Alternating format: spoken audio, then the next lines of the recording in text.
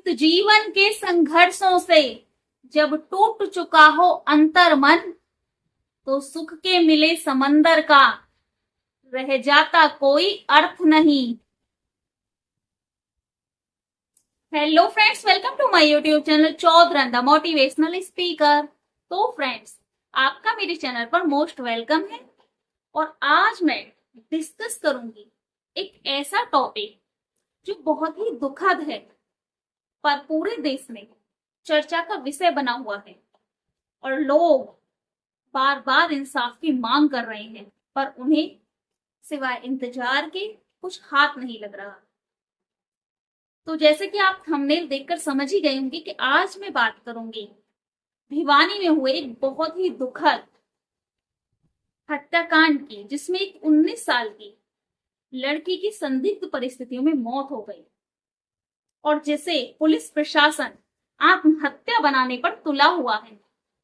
तो ठीक है, हमने भी चलो मान लिया कि वो आत्महत्या थी, हत्या नहीं थी। उस लड़की की हत्या नहीं की गई थी, उसने आत्महत्या की थी। ठीक है, हमने मान लिया, लेकिन बस कुछ सवालों के जवाब मिल जाएं। और वो कौन से सवाल हैं, तो देखते हैं वीडियो। तो ठीक है, बिना किसी समय को गवाए स्टार्ट करते हैं वीडियो को। देखिए, कहानी शुरू होती है 19 साल की एक सीधी सादी मासूम सी लड़की मनीषा से, जो हरियाणा के भिवानी में रहती है और एक प्ले स्कूल में टीचिंग करती है। मनीषा रोज की तरह 11 अगस्त को स्कूल के लिए निकलती है, जैसे कि वो रोज जाया करती थी। लेकिन जब स्कूल की छुट्टी होने के बाद जिस टाइम वो रोज घर आती थी, वो उस टाइम पर घर नहीं पहुंचती।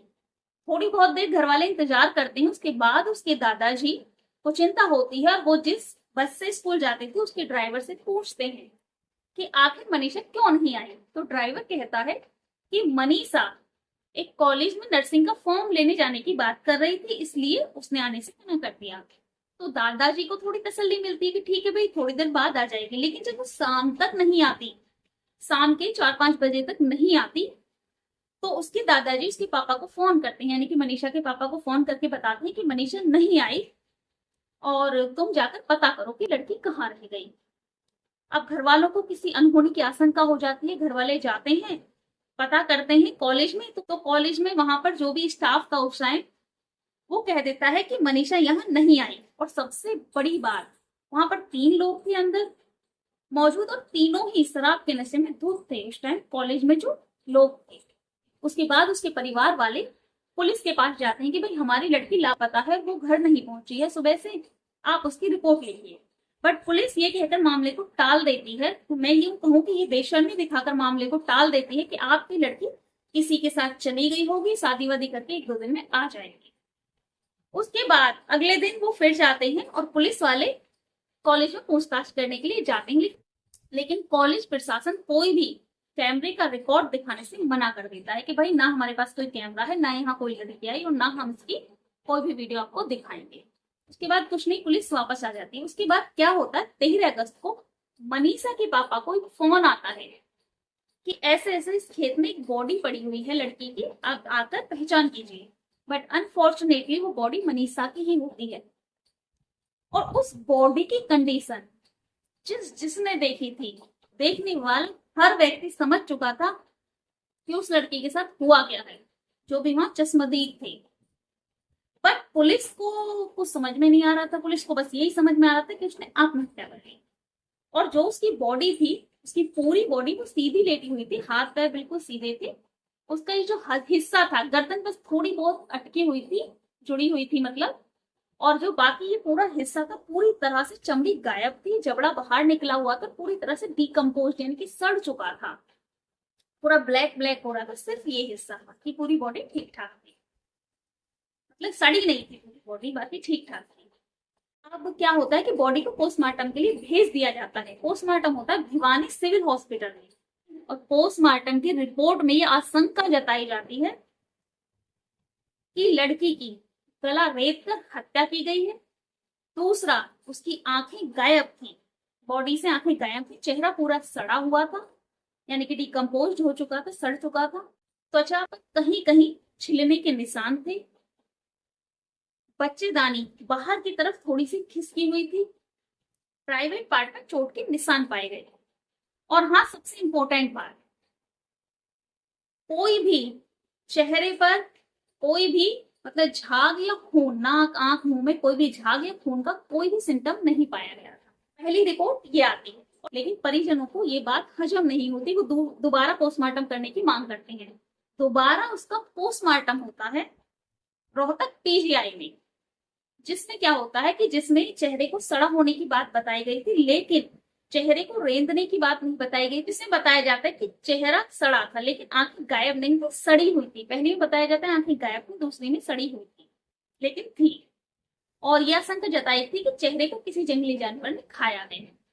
दूसरी पोस्टमार्टम रिपोर्ट में बताया गया था कि उसके जो ऑर्गन्स थे कुछ इंटरनल, वो गायब थे। बच्चेदानी, किडनी, लीवर, इस टाइप के ऑर्गन्स गायब थे। पहले भी बताया गया था ऑर्गन्स थे, बच्चेदानी थोड़ी सी खिसकी हुई थी, लेकिन दूसरी में बताया गया था कि वो गायब थी पूरी तरह से, और कुछ ऑर्गन्स उसके गायब थे। दोनों ही पोस्टमार्टम रिपोर्ट में जहर की पुष्टि हुई, लेकिन नाक, मुंह और किसी भी अंग में झाग या खून की कोई पुष्टि नहीं हुई। तो इसी निष्कर्ष पर पुलिस वाले, एक सुसाइड नोट अचानक से पुलिस वालों के हाथ लगता है। वो इंग्लिश में लिखा हुआ था, वो कहते हैं कि आपके बेटे ने कीटनाशक खाकर आत्महत्या की और उसके बाद ये सुसाइड नोट मिला है। और प्लस एक और बात बताते हैं कि इस जिस दुकान से उसने कीटनाशक खरीदा था, उस दुकान में जो रजिस्टर में उसकी एंट्री थी वो दिखाते हैं, प्लस बिल दिखाते हैं। पहली बात तो जो सुसाइड नोट की बात थी, तो मनीषा के पिता कहते हैं कि मेरी बेटी इंग्लिश में नहीं लिख सकती थी। दूसरा, एक चश्मदीद जो मौके पर था जब बॉडी उसकी मिली थी, वो कहता है कि मैं पूरे टाइम यहीं पर था और उस दौरान कोई भी सुसाइड नोट बरामद नहीं हुआ। अचानक से सुसाइड नोट आया कहां से? दूसरा, अगर कोई लड़की कीटनाशक खरीदेगी तो कौन पक्के बिल लेता है, कौन रजिस्टर में एंट्री करता है? चलो कर भी दी होगी, पक्का बिल भी ले लिया होगा, तो इतने छोटे बच्चे को, बच्ची थी 18-19 साल की थी, कोई कीटनाशक देता भी नहीं है। कोई भी दुकान वाला ऐसे लड़की को या किसी भी लड़के को, किसी भी जवान बच्चे को कीटनाशक ऐसे नहीं देगा। दूसरा, चलो मान लो उसने आत्महत्या की, तो अगर हम पहली वाली पोस्टमार्टम रिपोर्ट के अनुसार देखें तो उसने अपना गला रेंदने के बाद कीटनाशक खाया या कीटनाशक खाने के बाद गला रेंदा? एकदम सोचने वाली बात है ना, कि गला काटने के बाद कीटनाशक खाया या कीटनाशक खाकर उसने अपना गला काटा। चलो ये भी छोड़ो। दूसरा, उसका चेहरा और पूरी गर्दन पूरी तरह से सड़ चुकी थी, डिकम्पोज हो चुकी थी। बाकी बॉडी क्यों डिकम्पोज नहीं हुई, क्यों नहीं सड़ी? केवल चेहरा काला पड़ा हुआ था, गर्दन काली पड़ के सड़ सड़ा के वो काली पड़ गई थी, पूरी तरह से डिकम्पोज हो चुकी थी। बाकी बॉडी क्यों नहीं हुई? क्या 48 घंटों में बॉडी इतनी बुरी तरह से डिकम्पोज हो सकती है? और होगी तो पूरी होगी, केवल चेहरा और गर्दन तो नहीं होगी ना। जो कंडीशन होगी पूरी बॉडी की होगी ना एक साथ। ये तो नहीं है कि इतनी बॉडी की अलग कंडीशन होगी, बाकी बॉडी की अलग होगी। तीसरी बात, पोस्टमार्टम रिपोर्ट में बताया गया है दूसरी वाली में कि किसी जानवर ने उस पर अटैक किया था या नोचा था उसके चेहरे को, तो जानवर हमेशा सॉफ्ट पार्ट को खाते हैं। कितनी अजीब बात है ना कि जानवर ने केवल गर्दन खाई, चेहरा खाया, पूरी बॉडी को टच तक नहीं किया। दूसरा, उसकी बॉडी खेत में पाई गई थी, जहां कोई बड़ी झाड़ियां नहीं थी, जहां कोई फसल नहीं थी बहुत बड़ी कि उसकी बॉडी दिख ना रही हो। उसकी बॉडी एक ऐसा खेत था जहां छोटी मोटी हल्की फुल्की घास थी, लेकिन चारों तरफ खुला हुआ था। 11 अगस्त को किसी को उसकी बॉडी नहीं दिखी, 12 अगस्त को नहीं दिखी, लेकिन 13 अगस्त को अचानक से उसकी बॉडी कहां से आ गई वहां पर? अगर उसने कीटनाशक खाया तो ये तो है नहीं कि कोई लड़की 11 अगस्त को घर से गायब होती है और उसके बाद वो 11 अगस्त को नहीं खाएगी, रात भर इंतजार करेगी, सुनसान में बैठी रहेगी अकेले में, 12 अगस्त को नहीं खाएगी और 13 अगस्त को कीटनाशक खाएगी, या 12 अगस्त की रात को खाएगी और 12 अगस्त को खाया या 13 अगस्त को खाया, तो उसकी बॉडी इतनी सड़ कैसे गई? और अगर उसने 11 अगस्त की रात को ही खाया तो 13 अगस्त तक उसकी बॉडी किसी को क्यों नहीं दिखी? वो अचानक से कैसे दिखी वहां पर? एक और क्वेश्चन, अगर उसने कीटनाशक खाया तो जो भी डब्बा डब्बी उसने जो भी खरीदा होगा पैकेट, वो आसपास ही कहीं फेंका होगा। और कीटनाशक खाने वाला आदमी ये भी देखता है कि कहीं आसपास पानी हो, पानी से ही खाया होगा ना। चलो कोई लिक्विड ही होगा, पी लिया होगा, तो ये तो है नहीं, कीटनाशक खाने के बाद एक नॉर्मल कंडीशन रहती है आदमी की, बेचैनी होती है, शरीर में जलन होती है, परेशानी होती है, उल्टियां होती हैं, मुंह से झाग भी आते हैं, ना कोई झाग, ना कोई उल्टी, ना कोई परेशानी। वो कीटनाशक खाया उसने, आराम से ऐसे खेत पे लेटी, क्योंकि उसने बहुत अच्छी चीज खाई थी ना जो सुकून दे रही थी उसको। कीटनाशक खाने के बाद इतनी बेचैनी हो जाती है शरीर में कि इंसान इतने आराम से, इतनी तसल्ली से लेट ही नहीं सकता। और चलो मान लो उसने कीटनाशक खाया, वो लेट गई, तो उसका रैपर, डब्बा, डब्बी, कोई तो उसके आसपास होगा। एक और बात, बॉडी उसकी आइडियल नर्सिंग कॉलेज से 1 किलोमीटर दूर ही क्यों मिली? उसको कीटनाशक खाना था तो वो घर आकर भी खा सकती थी, कहीं और भी खा सकती थी, कॉलेज के ही पास क्यों? ये जो सारे सवाल हैं, इनमें से एक भी सवाल का जवाब इस थ्योरी को ये सच साबित नहीं करता कि उसने आत्महत्या की थी। देखने वाले साफ तौर पर बता रहे हैं, सुनने वाले साफ तौर पर ये मानने से इनकार कर रहे हैं कि उसने आत्महत्या की थी, क्योंकि ये आत्महत्या थी नहीं।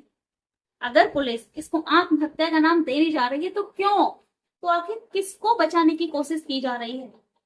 मामला आर्जिकल मेडिकल कॉलेज का ही देख लो, उसमें पता नहीं कितने दोषी थे, लेकिन फिर भी सजा किसको मिली? केवल सिर्फ एक इंसान को, उम्र कैद। उसके साथ पता नहीं कितनों ने दरिंदगी की होगी, पता नहीं उसकी हत्या में कितने लोग शामिल होंगे, लेकिन फिर भी सब बच निकले केवल पैसे के दम पर। क्या आपको लगता है कि एक इंसान जो शराब के नशे में है एक लड़की की इतनी ब्रूटल कंडीशन कर सकता है? 90 डिग्री पर उसके पैरों को चीर सकता है एक सिंगल पर्सन, जो भी शराब के नशे में धुत है? वो कोई छोटी बच्ची नहीं थी, 31-32 साल की एक हट्टी कट्टी लड़की थी। तो देखिए, मैं आज उन लोगों से कहना चाहूंगी जो केवल पैसे के लिए ना किसी बेटी को इंसाफ दिलाने से रोक रहे हैं, तो दोषियों को बचा रहे हैं। वो एक चीज हमेशा ध्यान रखें कि आप केवल इंसान को धोखा दे सकते हो, भगवान को कोई धोखा नहीं दे सकता, ना उससे कभी बच सकता है। क्योंकि कहा जाता है ना कि नियति भेद नहीं करती, जो लेती है वो देती है, जो बोएगा वो काटेगा, ये जग कर्मों की खेती है।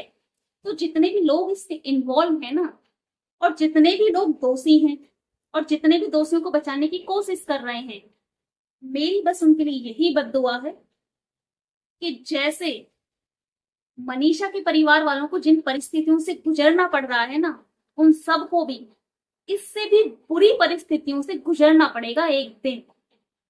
क्योंकि वो कहते हैं ना कि हमारा किया हुआ ही हमारे पास एक दिन लौटकर वापस आता है। बट अफसोस ये है कि अक्सर ऐसे लोगों के कर्मों की सजा उनके निर्दोष बच्चों को झेलनी पड़ती है।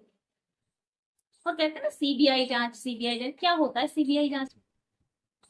आर्जिकल मेडिकल कॉलेज में कुछ हुआ, सुशांत सिंह राजपूत केस में कुछ हुआ, बस लोगों को सीबीआई जांच का एक खिलौना पकड़ा देते हैं कि लो अब इससे खेलते रहो और मन को बहलाते रहो, क्योंकि होना तो कुछ नहीं है। एक मासूम लड़की जिसने अपनी जिंदगी गंवा दी, और प्रशासन की बेशर्मी जो उसे आत्महत्या का करार देने पर तुला हुआ है। लेकिन पता इनको तब चलेगा जब किसी अपने के साथ में ऐसा होगा ना, और तब इनके पास घुटनों में सर रखकर रोने के सिवाय कोई चारा नहीं है। और तब याद करना अपने कर्मों को कि जो तुमने किए थे वही तुम्हारे पास लौट कर आ रहे हैं। तो ठीक है, मिलते हैं अपनी अगली वीडियो में। बस जितनी संभव हो सके कोशिश उस मासूम बच्ची को इंसाफ दिलाने की करते रहिए। Thank you so much.